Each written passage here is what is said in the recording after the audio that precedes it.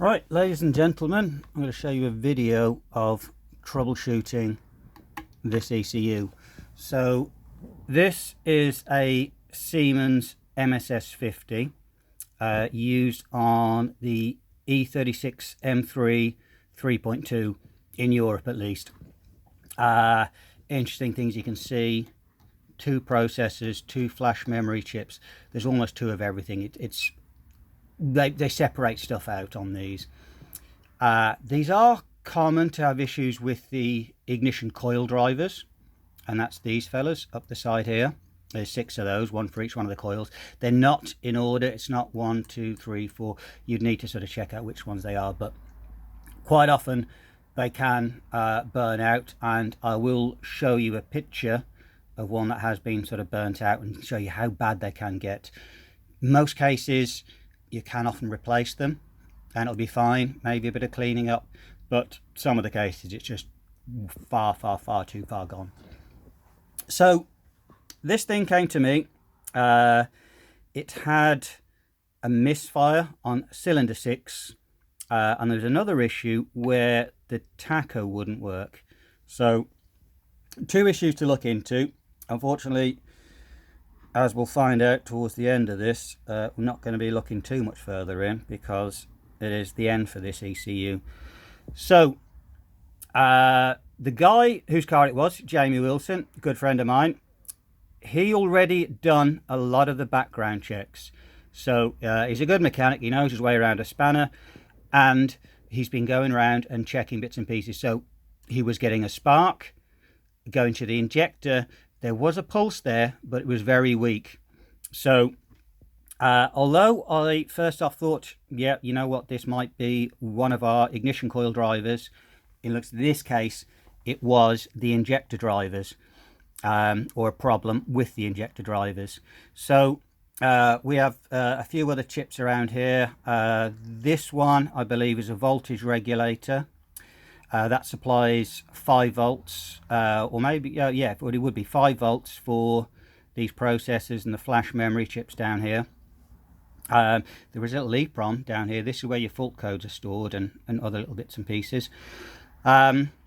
This here is one of the injector drivers.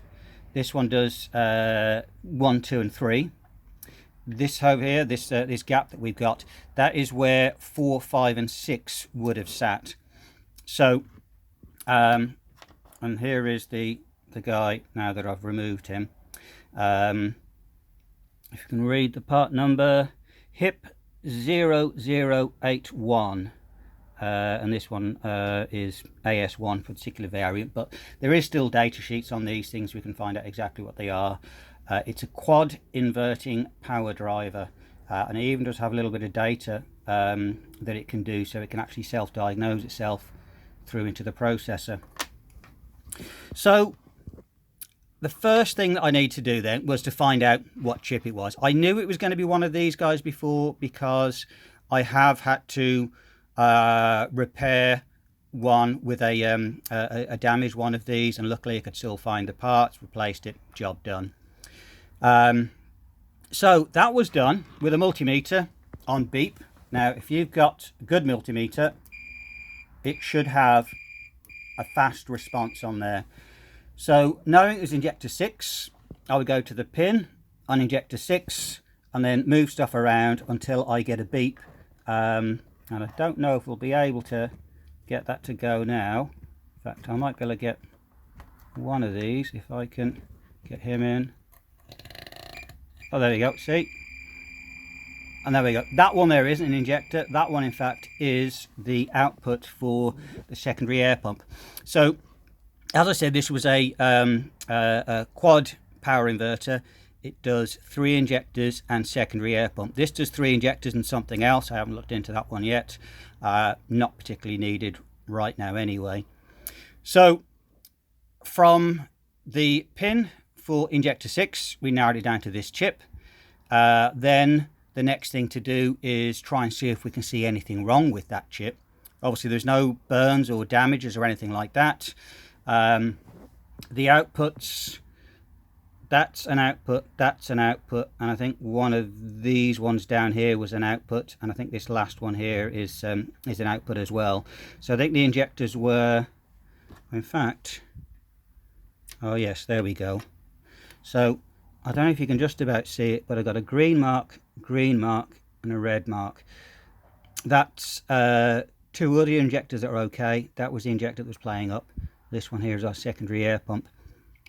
So tracked it down to this as our cylinder 6 injector, and from there then all you need to try and do is characterize things. So if you get a multimeter, you can just check between a ground. The chassis makes a good ground. You can always sort of double check these things, make sure that you find beeps on other bits and pieces inside, so you know that the chassis is fully grounding into the rest of the ECU. So we're down to this chip. The outputs all looking exactly the same. For this thing, what I was doing was just checking on continuity, making sure there's no excess resistance between there and our output pin that might suggest that there's a burn somewhere else in this board. If that happens, you can just like run a wire. Find a way then to get a run a wire out, even if you have to drill a hole in the case, run the wire outside. If it gets it working, it's working. So the outputs were all okay. So then I went on to the inputs, and they were hiding there in the back.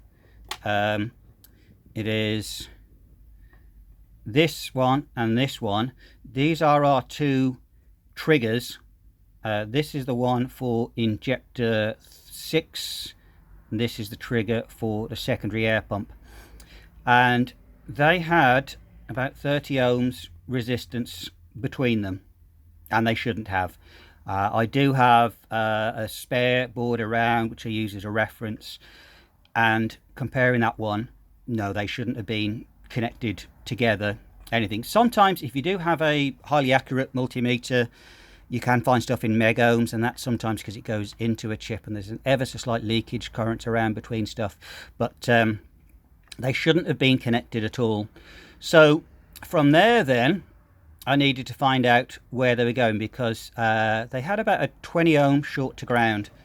That makes it then particularly hard, as going from here to many other places I'd keep finding beeps all over the place, but I could see on the multimeter we're reading 20 ohms to the case, 20 ohms. So the thing is, you can hit 101 grounds all around here. That doesn't mean that's where it's shorted to. It's shorted to eventually because it's shorted to ground, but that doesn't mean that's the short that you're after. So to find out then what's going on, I need to figure out what is triggering this little guy. So I followed him out. This one is our secondary air pump, and I believe he goes over to there.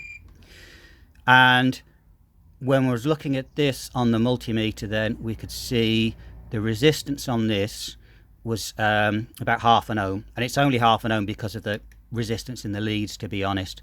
So I know that that goes to this one over here, and then our one for our injector 6 goes to a pin just over here. So as you are striping these things around, checking, trying to find out where that goes to, because remember, in a circuit board it's all just wiring. There's never any components buried in the middle. This little pin up here will go to another leg or another component. It'll go to something on the top, and worst case scenario is you can obviously run wires to just make the connections. It's just connections inside the PCB. So I knew that this fella here, despite in fact being shorted to ground all over, would have to go to something that's switching it on. I checked through all of these sort of components, these there, in case these might be sometimes you might have smaller transistors that activate larger transistors and MOSFETs. In this case it comes direct from this processor. So once I figured out where these two inputs were going, I had to get them down to these particular legs on the processor, and then a very, very finicky job, which is lifting up each one of these legs separately. So leave the entire rest of all these pins, and you can see the size on these pins. That's not something you really want to be hand soldering. That would not be fun at all. So that goes, this one is our injector, this one goes over here, and this one for a secondary air pump goes over here. So I need to lift up that pin. That was a sort of a microscope job, a pair of very small tweezers as well. So what I had to do there was dab a bit of flux on, get in with a microscope, heat a couple of the pads around here so the solder's melted, and then very gently lift up that pin and bend him up out the way to take him out of circuit. Here we go through the microscope. Now this is a mantis, which is fantastic for looking through with your eyes, but very hard to record. It's a 3D stereoscopic microscope. It gives an amazing effect. If you move around, you can actually get a 3D effect. I'll show you that with another one zoomed in. Over here, if I can get into it, that is our leg that we have lifted up just there. And if I zoom in, we should be able to get a better view. There we go, that's zoomed in now. This is far stronger than you would need for a lot of working, maybe some inspection. But if I just move this ever so slightly, you can should be able to see the 3D effect of that leg lifting up in the air. So that's one of the ones I've had to lift up. That's the one that does a secondary air pump. We also got very similar on our injector. I did this one first on secondary air pump, and I could still find a short on this one. And then I did the injector, and I lifted the injector up, and then our short was gone here. And then so that means that generally the short isn't between these, so that does then suggest it's in the processor. And then the final thing, just to put the nail in the coffin, was checking between our two outputs out of this processor, this guy over here, this guy over here, and that was it. Still 20 ohms between them. So that means whenever this processor is trying to activate the injector, it can also then be activating either the secondary air pump or vice versa. That 20 ohms to ground might be enough to stop the activation coming through, because I was told that there was a pulse getting to the injector, but it was very weak. So the processor is the issue. These processors, again, they were custom made. It's not the kind of thing you can buy in Maplin's. When ECUs like this are made, some components, these are flash memory chips, they're fairly standard. You can find them in loads of different ECUs. Some other chips around here, this Elmos chip, there's two of these. This guy does, one of them does diagnostics, one of them does EWS. I think that one might be diagnostics, that one might be EWS. You can, or maybe the other way around, whatever. You can find those in loads of different cars, mini dashboards, EWS boxes as well on the other side of the signals. You can find them in CD changes, fairly sort of common chip, but the processors are quite custom. So you're not going to find a spare processor unless you manage to grab one out of another ECU. If you do want to program these, this is the pads here. These have a direct connection through to the processor. On this guy, our pads are over here, and that will just get a direct talk into there, and from there you can read and write the flash memory chips if needed, and also data sort of inside the processor. They are known for the processors having faults, internal errors on them, and that's just one of the things about these guys. So what to do next? Well, we can't sort out the processor.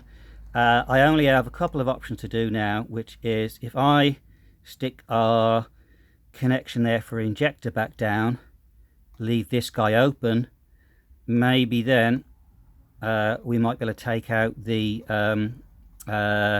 secondary air pump feeding into this, and we might get it working. Ideally, but I don't know how to do it, is if I could disable all of the control of the secondary air pump and leave this pin absolutely dead, we might have enough power into this one. But whenever that was being activated and there's 20 ohms disappearing off down into that leg, it's not looking hopeful. So there we go. That is how I ended up troubleshooting this ECU at the component level to find out what was going on, where the actual issue is, and the verdict, which is not a good verdict on this. These ECUs now, they're getting very rare and they're getting very expensive. The main idea is to save any of these that we can.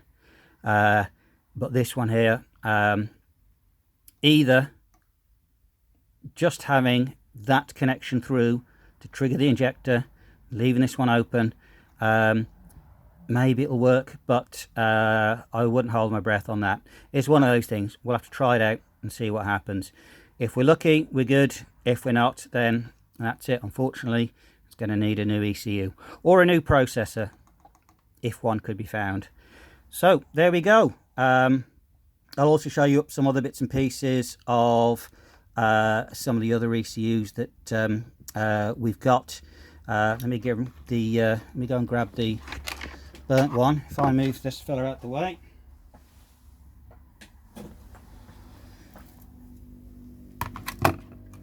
So this guy, now you can't smell it. I certainly can.